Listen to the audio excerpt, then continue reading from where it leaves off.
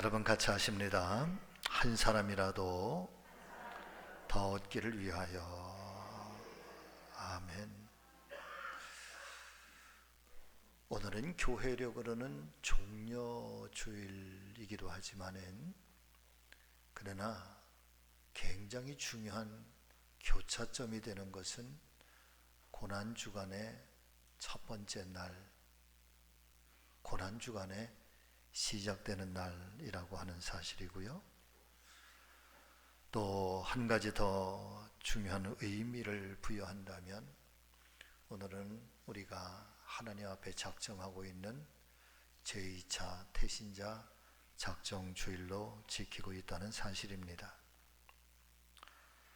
평소에도 우리는 수많은 예배를 드리면서 하나님의 은혜를 우리가 체험을 하고 있지만은 그럼에도 불구하고 오늘 우리가 드리는 이 예배만큼은 여러 가지 의미를 함께 담고 있어서 그래서 더욱더 각별한 예배가 아닐까 싶은 마음에 간절히 바라고 소망하는 것은 오늘 아침 더욱더 크신 하나님의 은혜와 사랑과 축복이 충만하게 임하시는 귀한 은혜의 시간이 되시기를 주님 예수 그리스도의 이름으로 여러분들을 축복합니다. 한 주간을 보내면서 주님 십자가에서 모진 고난의 시간을 보내시고 계실 때 극적으로 구원을 받았던 한 강도, 한 행악자에 대하여서 묵상하게 되는 계기가 되었습니다. 주님 나라 임하실 때 저를 기억하여 주옵소서라고 하는 이 한마디 고백에 주님 말씀하시기를 오늘 내가 나와 함께 낙원에 있으리라 하시면서 구원의 은총을 베풀어 주셨던 사람이었습니다. 주님의 입장에서 살펴보면 주님의 공생의 사역 맨 끝에 정말 극적으로 구원받은 사람이고 강도의 입장에서는 아무런 공로도 없는데 주님께로부터 전적인 구원의 은혜를 선물로 받은 사람이었습니다. 종려주일이면서 더불어 고난주간이기도 하고 또한 새생명 축제를 위한 제2차 태신자 작정주일인 오늘 유달리 성경의 많은 말씀들 중에서도 이 말씀을 통해서 주님께서 우리에게 하시고 싶은 복음의 메시지는 무엇일까? 왜 주님은 이 사건을 우리에게 증거로 남겨주시고 있는 것일까? 라고 하는, 그래서 시간을 가지고 차근차근 깊이 묵상하게 되면서 제 마음에 깨달은 한 가지 은혜의 결론은 바로 이 한마디 고백입니다. 같이 하십니다. 마지막 순간까지 단 한 사람이라도 더 얻기를 위하여. 아멘. 여러분 교회에 올라오시다가 보면 전면에 이쪽 뒷면이죠. 큰 현수막이 걸려 있는데 지난주에 한 현수막 하나를 바꿨습니다. 또 식당에 올라가다가 보면은 표 문구를 하나 더 바꿨습니다. 한 사람이라도 더, 한 사람이라도 더. 자, 오늘은 이 고린도전서 9장 16절 이하 23절의 말씀을 본문으로 드린 대로 한 사람이라도 더 얻기를 위하여 라고 하는 이 말씀의 제목으로 함께 은혜를 나누려고 하는데 아무쪼록 보혜사 성령께서 이 말씀이 깨달아지기를 바라고 이 말씀에 우리 안에 결단이 일어날 수 있기를 예수님의 이름으로 축원을 드립니다. 자, 첫 번째, 우리가 태신자를 작정하고 이 영혼을 구원하는 일은 부득불해야만 하는 일이다 라고 하는 것입니다. 말씀의 서두에서도 이미 말씀을 드린 바 있지만은 마지막 순간에 극적으로 구원받은 강도를 살펴보면은 그 사람에게는 아무리 상고해 보아도 구원받을 수 있는 어떤 공로나 의로움이 보이지를 않습니다. 예수님의 공생의 사역 중에 그가 어떤 일로 충성하였다거나 아니면 헌신하였다거나 또 아니면 흔한 말로 자신의 입으로 철저하게 내가 회개합니다 혹은 자신의 죄를 고백하며 뉘우친 적도 없었습니다.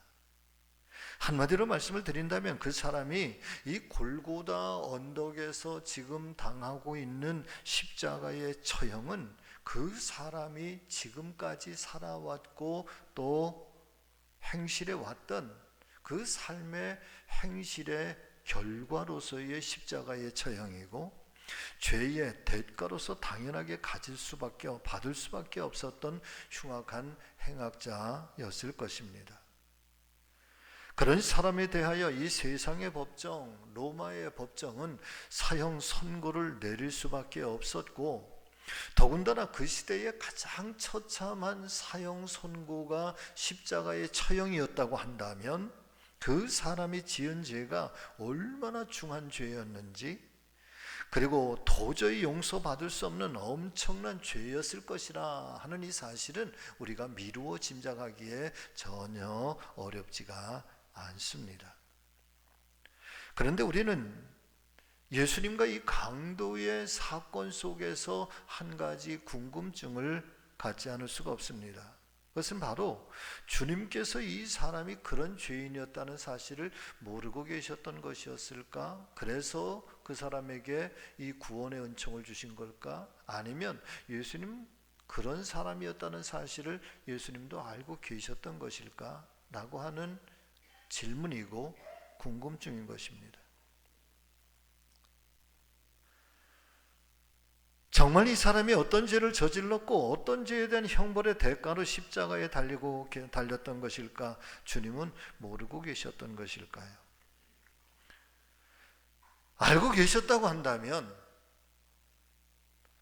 그렇다면 왜 주님께서는 이런 사람에게 오늘 내가 나와 함께 낙원에 있으리라 그러시면서 그것도 엄청난 이 구원의 은총을 선물로 주신 것일까? 라고 하는 것이죠. 우리가 주님의 깊은 속마음을 다 헤아려 알 수는 없지만은 그나마 말씀을 상고하고 또 깨닫게 되는 은혜와 진리가 한 가지 있다고 한다면 바로 이 말씀이 아닐까 싶었습니다. 로마서 5장 8절의 말씀인데 여러분 같이 읽습니다. 우리가 아직 죄인 되었을 때, 언제? 죄인 되었을 때 그리스도께서 우리를 위하여 죽으심으로 하나님께서 우리에 대한 자기의 사랑을 확증하셨다. 그러면 이제 우리가 그의 피로 말미암아 의롭다 하심을 받았으니 더욱 그로 말미암아 진노하심에서 구원을 받을 것이니 곧 우리가 언제? 원수 되었을 때 아들의 죽으심으로 말미암아 하나님과 화목하게 되었은즉 화목하게 된 자로서는 더욱더 그의 살아나심으로 말미암아 구원을 받을 것이니라. 이 말씀 속에서 우리에게 선언해 주시고 선포해 주시고 있는 말씀, 우리가 아직 죄인 되었을 때에 라고 하는 말씀과 우리가 아직 원수 되었을 때에 주님께서 죽으심으로 말미암아 그리고 하나님과 화목하게 하셨고 우리로 구원을 얻게 하셨느니라. 사실 이 강도의 사건에 대한 말씀을 가만히 묵상하면서 우리가 아직 죄인 되었을 때에 라고 하는 이 말씀과 우리가 아직 원수 되었을 때에 라고 하는 이 말씀 외에는 이 말씀을 통해서 우리에게 들려주시고 있는 그리스도의 예수님의 복음이 아니고서는 이 강도가 구원받은 사건을 이해할 수가 없었다는 거예요. 더더군다나 중요한 것은 우리가 죄인 되었을 때에 그 다음에 원수 되었을 때에 이 강도에게 베풀어진 구원의 은총은 여러분 강도에게만 해당되는 말씀이 아니라 오늘을 살아가고 있는 저에게도 그리고 여러분들에게도 이 죄인 되었을 때 원수 되었을 때 은혜를 베풀어 주신 은혜와 사랑과 구원, 이것은 동일하다 말이에요. 또 다른 하나의 말씀이 있었는데 오늘 본문의 말씀 중에 고린도전서 9장 16절의 말씀을 보니까 내가 복음을 전할지라도 자랑할 것이 없는 것은 부득불할 일이다. 만일 복음을 전하지 아니하면 내게 화가 있을 것이로다. 내가 내 자의로 내가 스스로 이것을 행하면 상을 얻으려니와 내가 스스로 자의로 하지 않는다고 할지라도 내가 행해야 되는 것은 나는 사명을 받았다. 여러분, 바울의 고백입니다.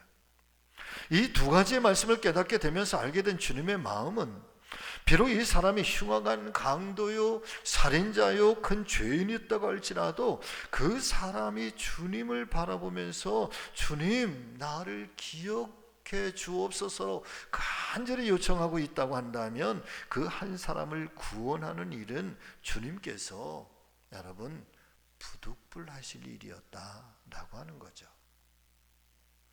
마지막 순간까지,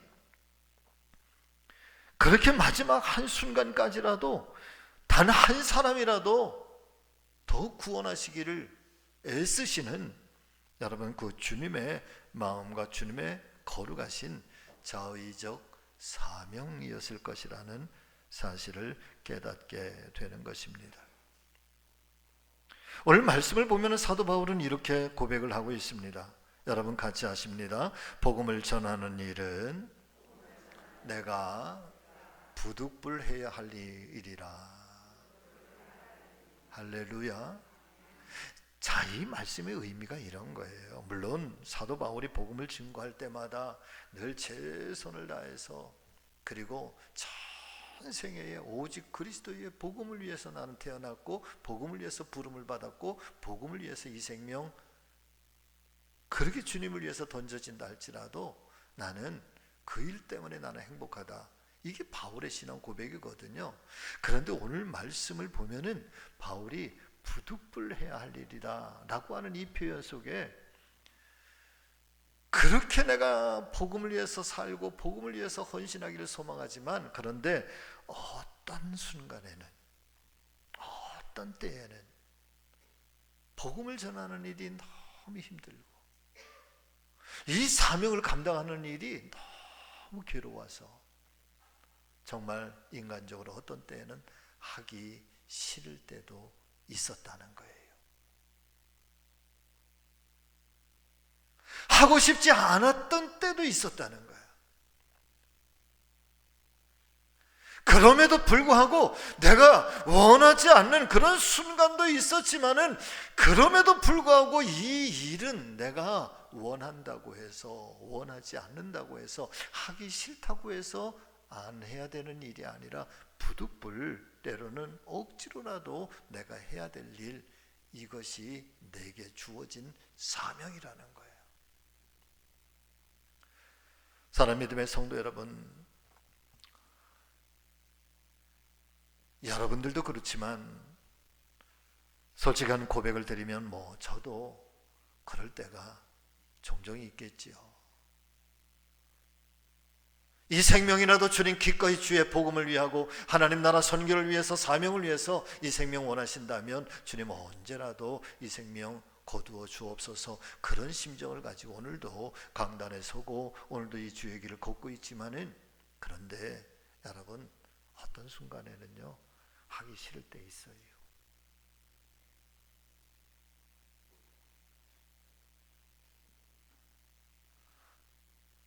마음에 막 내려놓고 싶을 때도 사실은 없지 않아 있다고요. 그것이 바울과 같은 마음이라고 한다면은 오늘 바울이 들려주시고 있는 이 바울의 심정도 다르지 않아. 그렇다 할지라도 이것은 내가 내려놓고 또 도망가고 피하고 회피할 일이 아니라 부득불 이것은 내가 해야만 할 일이다. 왜냐하면 내게 주어진, 하나님께로부터 주어진 사명이기 때문이다.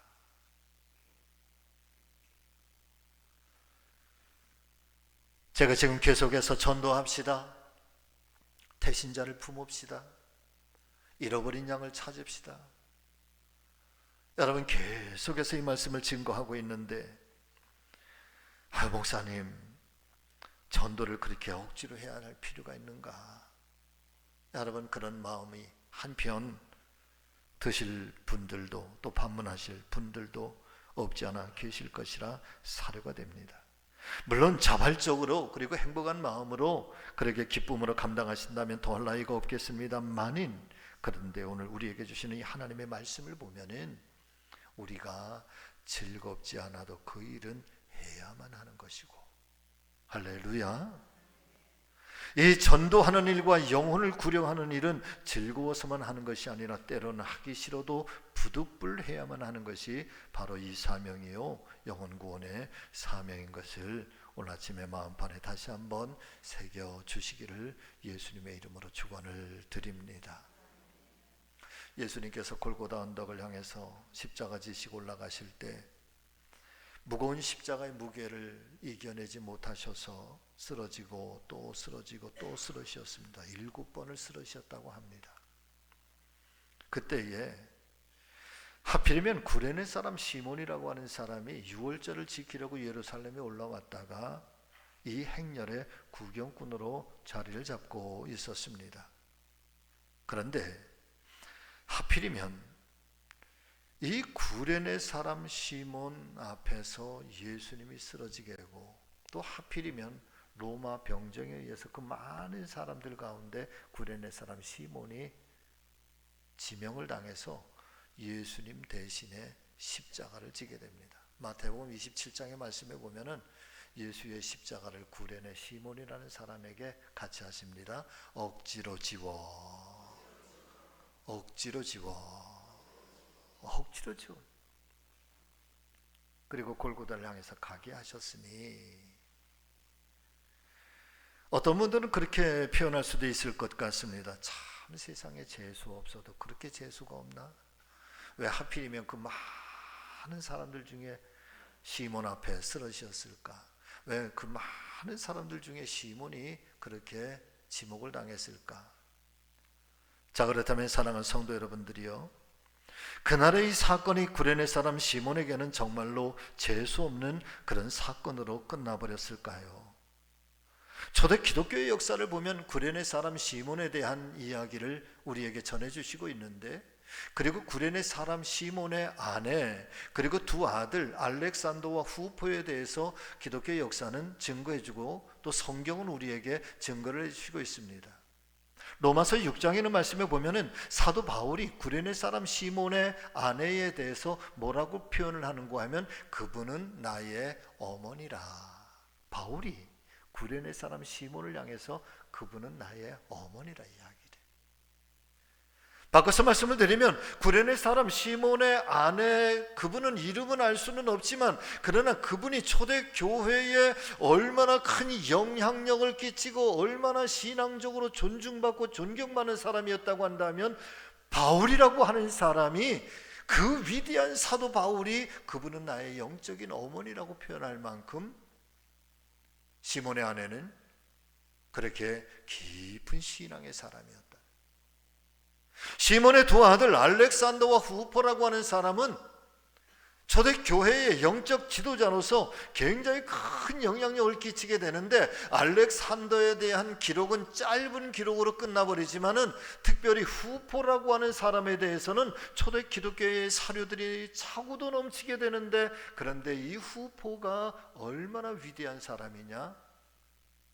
특별히 로마의 복음이 전해졌을 때 로마의 고위층의 관료들에게 후포는 엄청난 영향을 끼쳐요. 로마의 공의회의 한 사람이 되고, 그리고 그 한 사람으로 말미암아 로마가 변화되고 로마의 복음이 여러분 암암리에 번져가는 그 엄청난 역할을 감당을 해요. 그리고 그 또한 마지막 순간에 순교를 당하게 됩니다.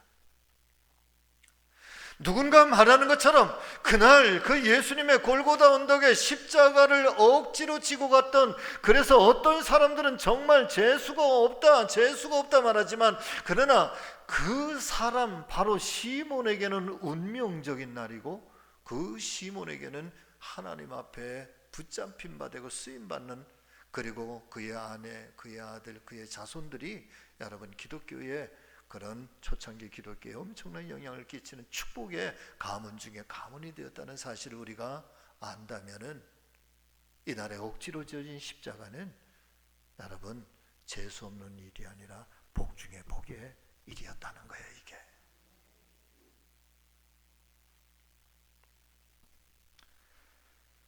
사명이라고 하는 것은 내가 하기 싫어도 부득불 감당할 수밖에 없는 것, 그리고 기왕지사 내가 부득불 감당해야만 하는 사명이라고 한다면, 부족한 제가 이 사명을 감당할 수 있도록 주님 저에게 힘과 능력을 덧입혀 주옵소서라고 간구하면서 기쁨으로 감당하게 되는 것, 그것이 바로 사명이라고 하는 이름에 담겨있는 거룩한 무게감인 줄로 믿습니다. 때때로 우리는 내 기분에 따라서 내가 뭐 기분 좋으면 하고, 뭐 이런저런 일 있으면 그냥 슬그머니, 사명의 무게감은 여러분 그런 게 아니라는 거예요. 할렐루야.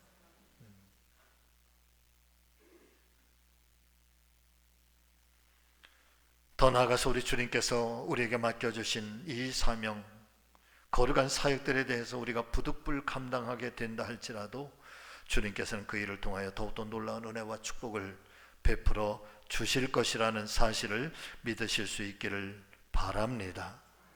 사랑 믿음의 성도 여러분, 꽃들이 만개하는 이 계절에 우리를 기다리고 있는 영혼들이 어딘가에 있지 않겠습니까?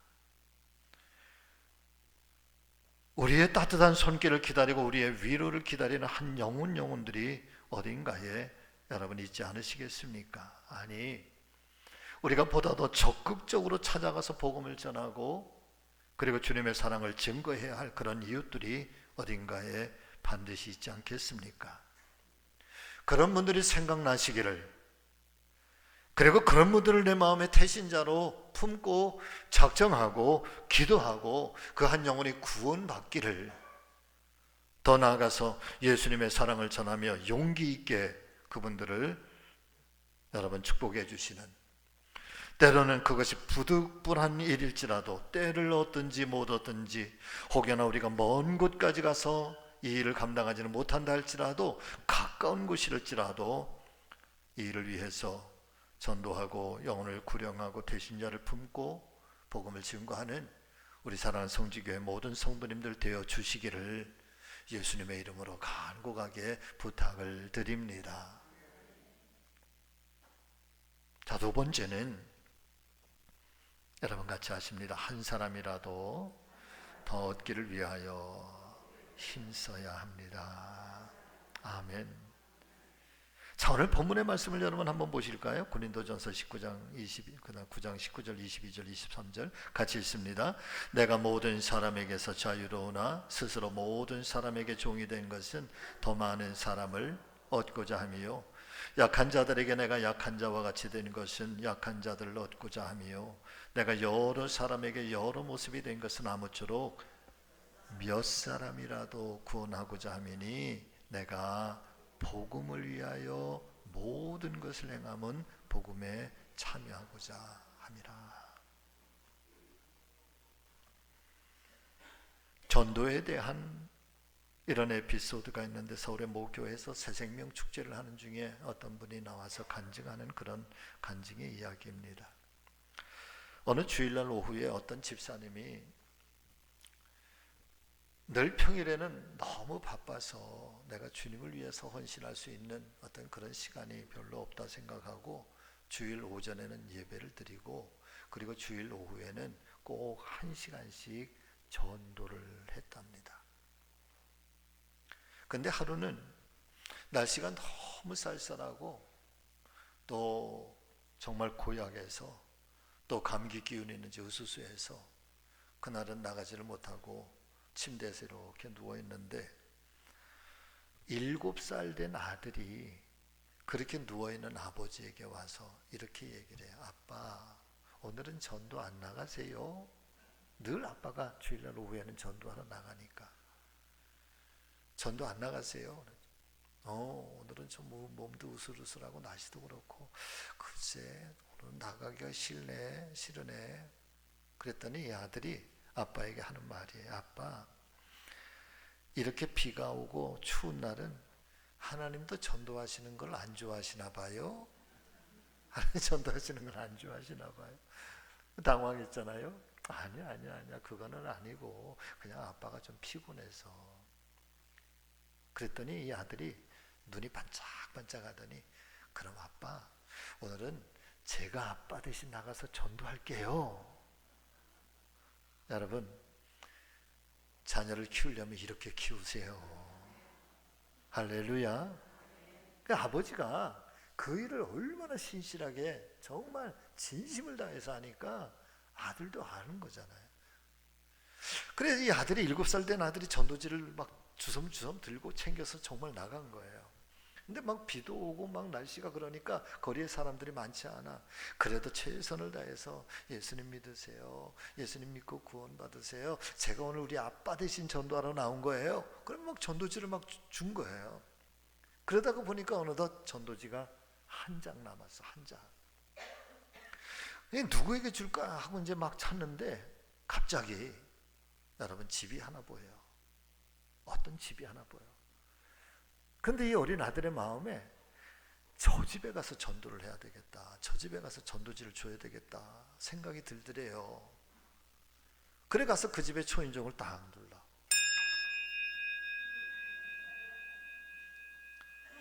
아무도 안 나와. 또 안 나와. 그 세 번째 누른 거예요. 근데 세 번째 누르니까 뭔가 소리가 나는데 이 아들이 그래서 전도지를 손에 들고 기다리고 있는데 40 후반 한 중년의 젊은 여인이 나오는데, 아줌마가 나오는데 아주 초췌하고 몰골이 너무너무 안 좋으시더래요. 그 아들이 그 여인을 보면서 손에 전도지를 딱 쥐어지면서 이렇게 얘기를 합니다. 아줌마도 예수님 믿으세요. 예수님 믿고 구원 받으세요. 예수님 믿으면 다시 행복해지실 거예요. 예수님 믿으면 다시 행복해지실 거예요. 그리고는 돌아서서 종종걸음으로 이 아들은 돌아오게 돼요. 다음 주일날 교회에서 목사님께서 설교를 하시는 그 설교의 끝마무리쯤에, 전에는 그런 적이 없는데 그날따라 목사님이 이렇게 말씀을 하십니다. 여러분 중에 혹시 성령의 감동으로 오늘 간증하고 싶으신 분이 계시면 지금 나오셔서 간증을 하십시오 라고 했더니 저쪽 중간쯤 뒤쪽에 앉아 계셨던 아주 말끔하게 차려입은 중년의 한 여인이 일어나서 앞으로 나오시더래요. 그러면서 간증을 하는데 이렇게 간증을 합니다. 2년 전에 사랑하는 남편이 교통사고로 세상을 떠났습니다. 그리고 저에게는 하나밖에 없는 아들이 있었는데 2달 전에 이 아들이 불치의 병으로 고통당하다가 제 곁을 떠났습니다. 저는 의지할 사람이라고는 없습니다. 저는 혼자입니다. 저는 외로워서 살 수 없었고 우울증이 재발해서 죽고 싶은 생각 속에 늘 살았습니다. 비가 오는 지난 주일 오후에 저는 자살하기로 결심을 했습니다. 그리고 구해 놓았던 농약을 막 먹으려는 찰나에 누가 초인종을 눌렀습니다.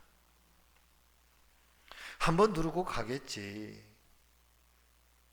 그리고 또 마시려고 하는데 2번째 초인종이 또 눌려졌습니다. 조금 있다 가겠지.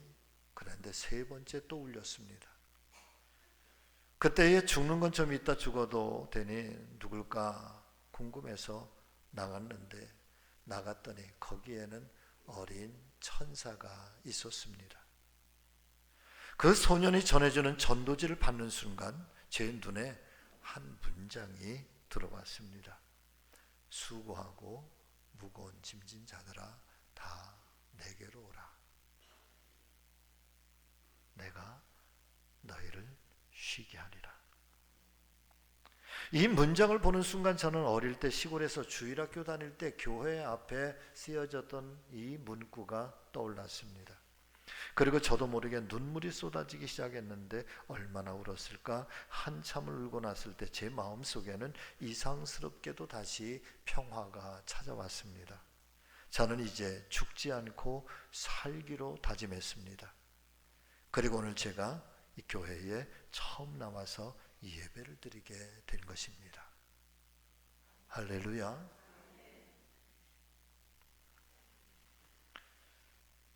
자, 사랑하는 성도 여러분,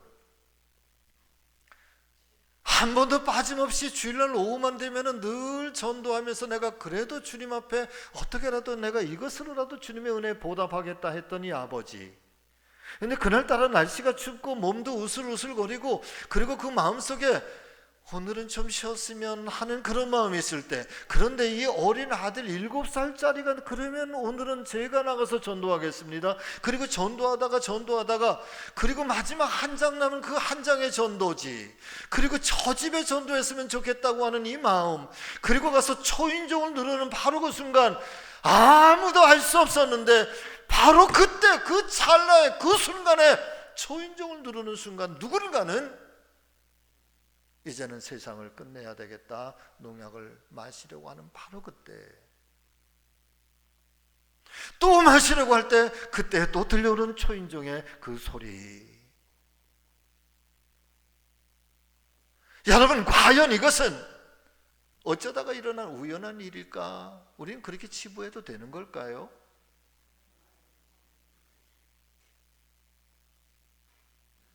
이 모든 과정 속에는 어떤 분이 섭리하고 계신 것은 아니었을까?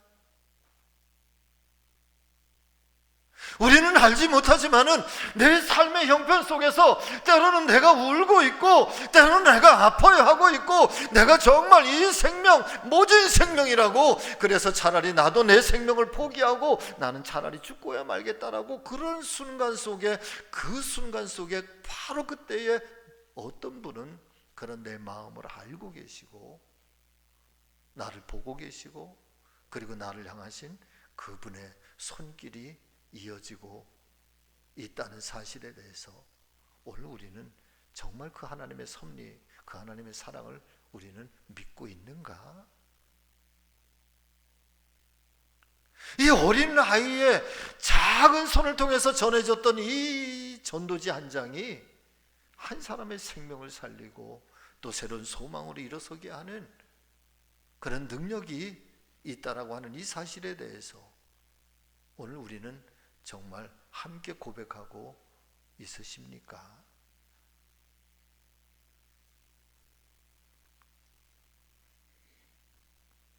수고하고 무거운 짐진 자들아 내게로 오라. 내가 너희를 쉬게 하리라.